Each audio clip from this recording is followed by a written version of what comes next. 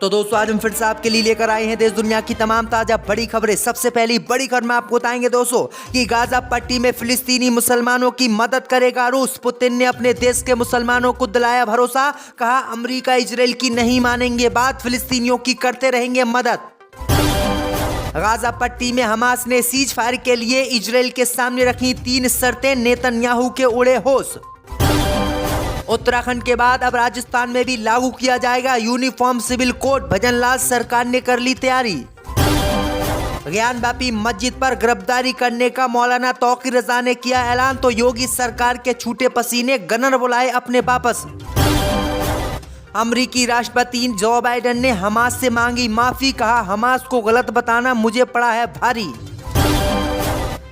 अब माथे पर छोटा टीका लगाने को लेकर बीजेपी ने राहुल गांधी को घेरा। राहुल गांधी को बीजेपी ने बताया चुनावी हिंदू। तो दोस्तों सभी खबरों को आपको एक एक कर बताने वाले हैं, वीडियो को लाइक कर चैनल को सब्सक्राइब कर दें। इसी पर तो दोस्तों अगली खबर की ओर, तो गाजा पट्टी में फिलिस्तीनियों की मदद करेगा रूस। पुतिन ने अपने देश के मुसलमानों को दिलाया भरोसा।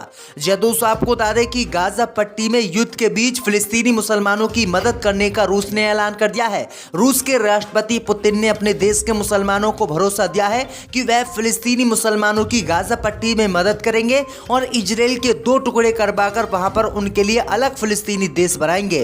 रूस ने साफ कहा है कि इजराइल जो भी कार्रवाई कर रहा है वो गलत है और हम फिलिस्तीनियों के साथ हैं और फिलिस्तीनियों के लिए अलग फिलिस्तीनी देश भी बनवाएंगे। तो ये बड़ी अपडेट आ रही है दोस्तों। तो दोस्तों अगली खबर की ओर, तो गाजा पट्टी में जंग रोकने के लिए तैयार हो गया हमास। इजराइल के सामने रख दी 3 शर्त। जी दोस्तों आपको बता दें कि गाजा पट्टी में 4 महीने की जंग लड़ने के बाद हमास गाजा पट्टी में जंग रोकने के लिए तैयार हो गया है। हमास ने इजराइल को सीज फायर का एक प्रस्ताव सौंपा है। यदि इजराइल ये प्रस्ताव मान लेता है तो 4 महीने से चल रही जंग खत्म हो सकती है। CNN की रिपोर्ट के अनुसार हमास ने इजराइल को 3 चरणों वाला युद्ध विराम का प्रस्ताव सौंपा है। इन 3 चरणों वाले प्रस्ताव गाजा में बंधकों की रिहाई के बदले में युद्ध विराम और मानवीय सहायता का प्रावधान शामिल है। हमास ने कहा कि अगर इजराइल हमारे सभी लोगों को जेल से रिहा कर देगा तो हम भी इजराइल के सभी बंधकों को छोड़ देंगे और गाजा पट्टी में युद्ध भी खत्म हो जाएगा। अब देखते हैं इजराइल ये शर्त मानता है या फिर नहीं। इसी बीच पर तो दोस्तों अगली खबर की ओर, तो उत्तराखंड के बाद अब राजस्थान में भी लागू होगा यूनिफॉर्म सिविल कोड, भजनलाल सरकार ने कर ली तैयारियां। जी दोस्तों आपको बता दें कि देश में समान नागरिक संहिता एक बार फिर से सुर्खियों में है।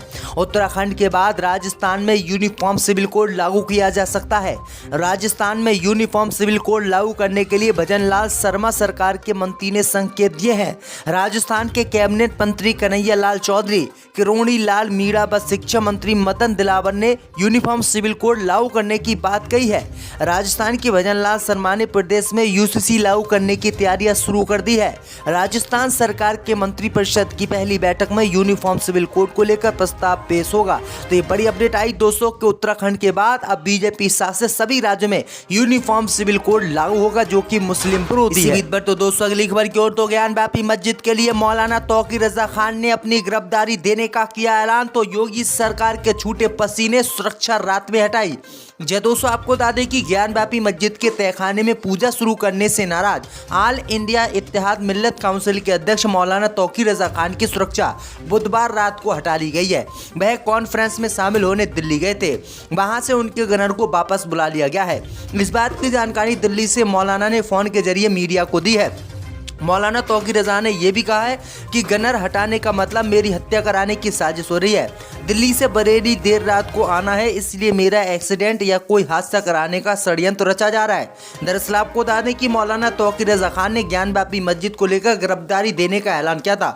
उन्होंने कहा था कि हमारी ज्ञानवापी मस्जिद में पूजा कराई जा रही है, इसलिए हम गिरफ्तारी देने जा रहे हैं। इसी मामले से नाराज होकर योगी सरकार ने उनकी सुरक्षा हटा ली। इसी बीच पर तो दोस्तों अगली खबर की ओर, तो गाजा पट्टी में जंग रोकने के लिए हमास की सभी शर्तों को इजराइल ने ठुकराया, कहा हम जीत रहे हैं जंग। जी दोस्तों आपको बता दें कि गाजा पट्टी में 4 महीने जंग लड़ने के बाद इजरायली की सेना की बर्बादी अब किसी से छुपी नहीं है। अब खबर सामने निकल कर आई दोस्तों कि गाजा पट्टी में जंग रोकने के लिए हमास ने इजराइल को एक प्रस्ताव भेजा था। इस प्रस्ताव पर इजराइल ने अब हामी भरने से इनकार कर दिया है। इजराइल के प्रधानमंत्री नेतन्याहू ने कहा कि वह गाजा पट्टी में किसी भी कीमत पर हमास के समर्थन वाले प्रस्ताव पर भरोसा नहीं करेंगे। उन्होंने कहा है कि वह गाजा पट्टी पट्टी में जंग नहीं रोकेंगे, क्योंकि गाजा पट्टी में इजराइल की सेना जंग जीत रही है और जंग जीतने के बाद ही ये जंग खत्म होगी। तो इजराइल ने हमास की शर्तों को मानने से इनकार कर दिया है। इसी बीच पर तो दोस्तों अगली खबर की ओर, तो पाकिस्तान में वोटिंग हुई शुरू। पीएम रेस में सबसे आगे नवाज शरीफ। जदोस आपको बता दें कि आतंकी घटनाओं के बीच गुरुवार को पाकिस्तान में वोटिंग शुरू हो गई है। पाकिस्तान की नेशनल असेंबली की 336 सीटों और 4 प्रांतीय विधानसभाओं के लिए चुनाव हो रहा है। ये चुनाव ऐसे समय पर हो रहा है जब देश आर्थिक चुनौतियों का सामना कर रहा है। आपको बता दें कि इस चुनाव में पीएम की रेस में नवाज शरीफ सबसे आगे हैं और इमरान खान पीछे हैं। दरअसल आपको बता दें कि इमरान खान की पार्टी ने चुनाव आयोग पर सांठगांठ करने का आरोप लगाया है और चुनाव आयोग पर आरोप लगाया है कि वह पीएम नवाज शरीफ को जिताना चाहते हैं। पर तो दोस्तों अगली खबर की ओर, तो अमेरिका के राष्ट्रपति जो बाइडेन ने हमास पर कह दिया ऐसा कि मांगनी पड़ी माफी। दोस्तों आपको बता दें कि अमेरिका के राष्ट्रपति जो बाइडेन एक भाषण के चलते फिर से चर्चा में हैं। दरअसल आपको बता दें कि भाषण के दौरान बाइडेन ने चरमपंथी संगठन हमास को विपक्षी आंदोलन करार दिया। फिर पता चला कि वो हमास का नाम ही भूल गए हैं। अब इसका वीडियो और बाइडेन की किरकिरी का वायरल वीडियो हो रहा है। अंग्रेजी अखबार में छपी रिपोर्ट के मुताबिक अमेरिका के राष्ट्रपति बाइडेन की बातचीत में दोस्तों हमास की बात हो रही थी और हमास को भूलते हुए उन्होंने हमास को विपक्षी आंदोलन कह दिया, जिसके बाद उन्होंने माफ़ी मांगी और कहा कि हमास की तरफ से प्रतिक्रिया आई है और हम इजराइल को मनाने की कोशिश करेंगे जिससे गाजा पट्टी में जंग रुक सके। पर तो दोस्तों अगली खबर की ओर, तो स्वामी भद्राचार्य का गला काटने, आंख फोड़ने पर 3 लाख रुपए का इनाम देने वाले शख्स पर FIR दर्ज।